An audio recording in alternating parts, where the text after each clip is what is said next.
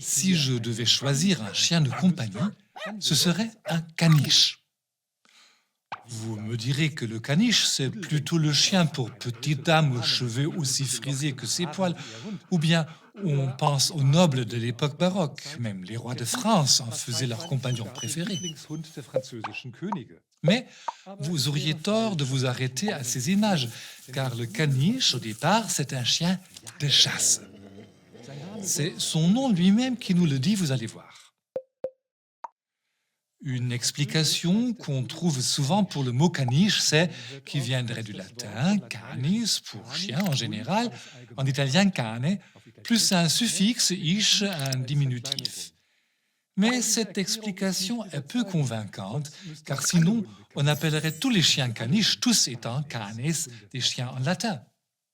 En plus, tous les caniches ne sont pas petits, certains sont même étonnamment grands. Et en italien, cette langue qui fait le lien entre le latin et le français, on ne dit pas canicho ni un mot du même genre, mais barbone.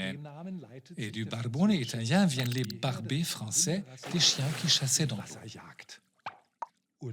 Alors notre caniche, eh bien, il descend du barbet.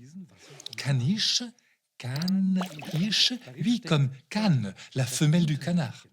Et c'est vrai, à l'origine, le caniche est un chien de chasse au canard, un rapporteur qui ne craint pas l'eau froide et s'y jette avec plaisir. D'où aussi son nom allemand, Pudel, du verbe puddeln, patauger dans l'eau. De nos jours, le caniche est plus joueur que chasseur, mais il aime toujours autant l'eau. Il est vrai que le caniche est loin de nous faire penser aux chiens de chasse typiques, mais déjà autrefois on tondait l'arrière-corps des caniches pour davantage de liberté de mouvement, tout en laissant pousser les poils du torse pour le protéger de la fraîcheur de l'eau. Les chevilles aussi gardaient leurs poils, là aussi pour les tenir au chaud. Voilà la tonsure typique du caniche qui, de nos jours, pour les chiens de compagnie et notamment pour les concours de beauté des caniches, a pris des dimensions fantasques.